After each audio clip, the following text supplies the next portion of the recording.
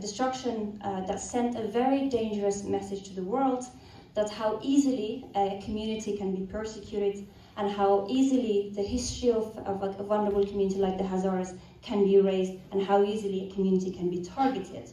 And also the urgent need that we need to advocate for the protection of the remaining sites and our responsibility as a whole on ensuring that it doesn't happen again by being able to utilize the impact that it had worldwide to the cultural heritage. So the Buddhas of Bamiyan were among the most significant artistic and cultural treasure of the ancient civilization.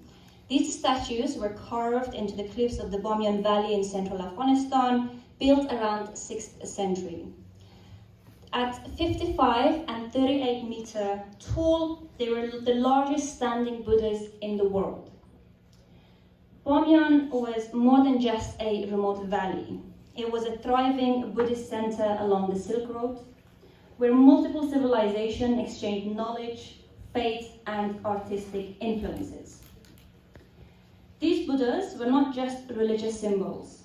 They were masterpieces of Gandhara art, reflecting Indian, Persian, and Greek culture and influences, showing the interconnected nature of civilization in Afghanistan. It also showed the artistic and religious development from the 1st to 13th century of ancient Bactria. It also showed the deep history of Afghanistan as a diverse and multicultural crossroads and the deep roots that it connects to Hazara people. Even after Islam came to Afghanistan, the Buddhas remained untouched for centuries. It was respected by Muslim rulers who understood their historical and artistic values. The destruction of Buddhas in 2001 was about extremism. It was about deliberate effort to rewrite history, to erase the past, and that the narrative that did not fit the dominant ethnic group in Afghanistan. Bamiyan was also the symbolic heart of Hazara heritage and authority. The Buddhas stood in Hazara land, a reminder of a diverse past that some sought to erase. This act of cultural vandalism was not just an attack on the statue, it was an attack on Hazara identity, on Hazara history, and the people.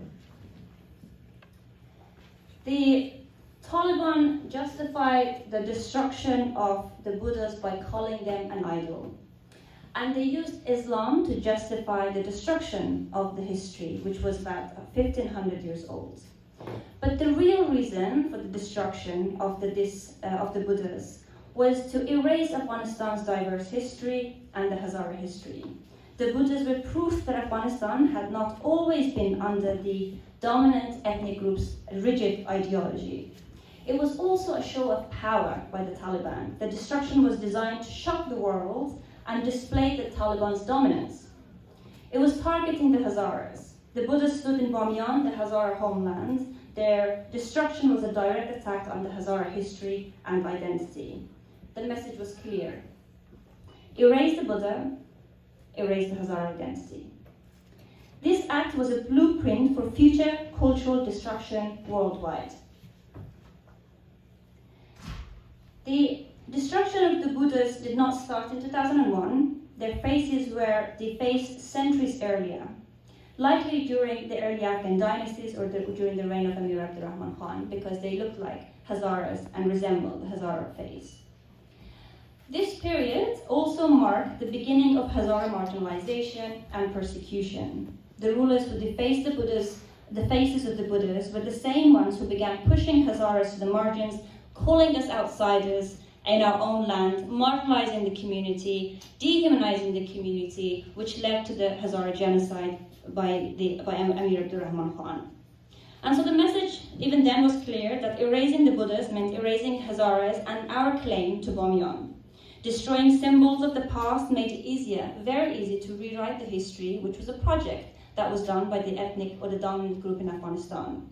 This was a very, very long-term and strategic plan of the dominant group in Afghanistan to start the process of erasure of culture and ethnic erasure, and that continues today under the Taliban regime. The Buddhas that was located in Bamiyan, the heartland of the Hazara people, as I mentioned, they were not just statues for us. They were symbols of our identity and historical connection to the roots. Hazaras are not Buddhists today, but they embrace the Buddhas as a part of their cultural identity. Hazara folklore even includes myths about the Buddhas. I'm sure a lot of us have heard the story of Shah Mansal, which is absolutely beautiful. And providing their deep cultural ties, it had a huge impact on the shape the Hazara's social manners and etiquette. And actually I was reminded that the fact that we sit cross-legged in front of our elders stemmed from that sort of culture. So we have the way that we have the social structure of Hazaras have a very deep connection to Buddhas and Buddhism. And the Taliban, as well as the ethnic dominants who ruled Afghanistan that defaced and destroyed the Buddhas, knew this. And so again, their message was clear, that they wanted to erase Buddha, they wanted to erase our history, and they wanted to erase our future from Afghanistan. So this destruction was more than a cultural destruction. It was a cultural cleansing that led to genocide.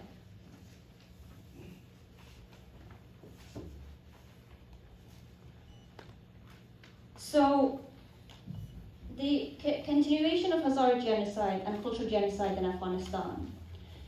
Let's just go back to Amir Abdurrahman Khan and the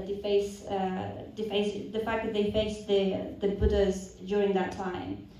So the dehumanization of Hazaras started well before then, because to be able to convince an entire group of people that these people are worth killing and that you can do a jihad against them, you need to convince that community that these people are not the same as you.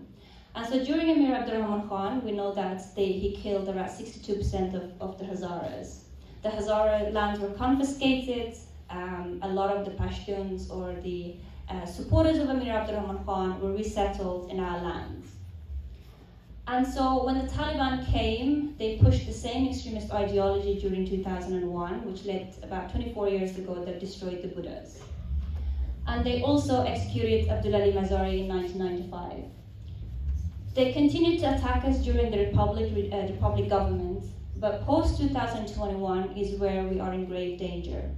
And so even now, we see that there's continuation of Hazara genocide, and we saw the destruction of the statue of Ali Abdulali Mazari when they took over. Again, this is to show the dominance, this is to show that how easily they can erase the Hazaras and Hazara identity if you don't stand against them and if you don't fight.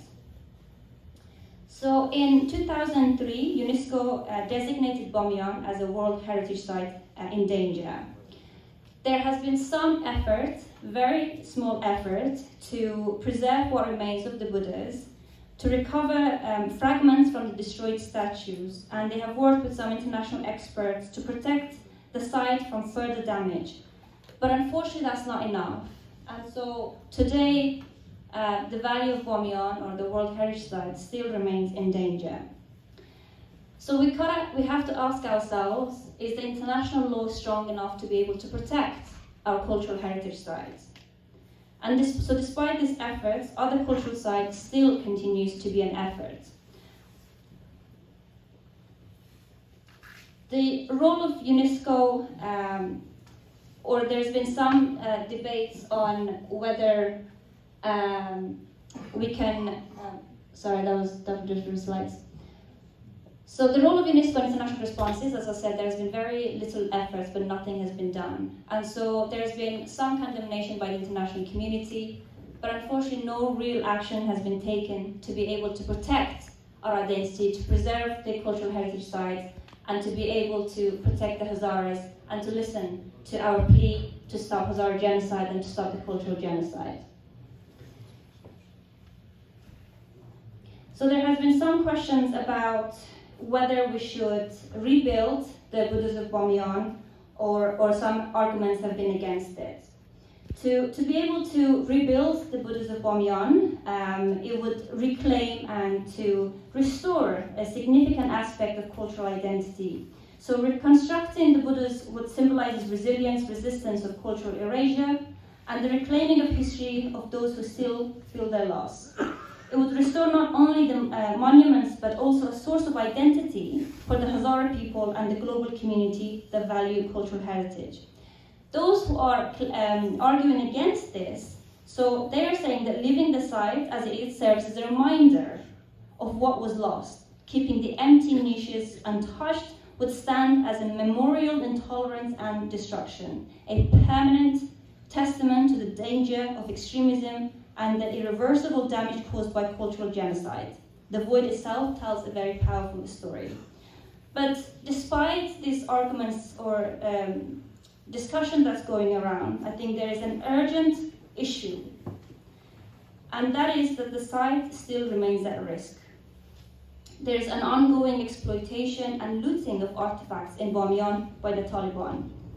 And the fact that Taliban has taken power again, we can see this is bringing a further erasure of non-Taliban history and the erasure of Hazara history. There is also environmental degradation, so as the empty niches surrounding cave face risks of collapse. And the rain and the weather has exacerbated this risk. There is also a lack of strong international protection and funding to safeguard the ground. Unfortunately, after the Taliban has taken over, there's almost zero effort to be able to preserve our cultural heritage. And so I'm saying this because I think we need to understand that the destruction of Buddhas in Bamiyan, it truly is a cultural genocide. And yes, we are also fighting for the physical genocide that is taking our lives, as you can see the pictures here. But these things and the destruction of Buddhas in Bamiyan is also as important that we need to fight for, and we need to campaign and advocate for the protection of what is remaining. So as you can see here, so the value of Bamiyan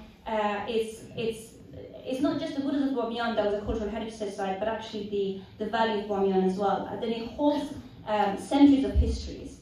And these are a couple of names that we still remain in Bamiyan that we cannot afford to lose. And so we need to really ask the world that they need to act now. So we can protect and restore Bamiyan's remaining historical sites, hold those who are perpetrators accountable for the destruction and the erasure of history, and that we need to campaign for the recognition of cultural genocide at Buddhas of Bamiyan. The lessons that we have learned and moving forward, we have seen what happened when cultural heritage is destroyed. We have seen the consequences of allowing histories to be erased. We need to recognize cultural destruction as a precursor to genocide. Cultural destruction is never just about monuments. It's about erasing people, their identities, and their place in history, as well as their future and the way that it shapes the future. The destruction of the Bamiyan Buddha was a precursor to ongoing violence against the Hazara genocide and the fact that it exacerbated ever since. So we must demand that cultural destruction to be treated as a warning sign of impending human rights violation.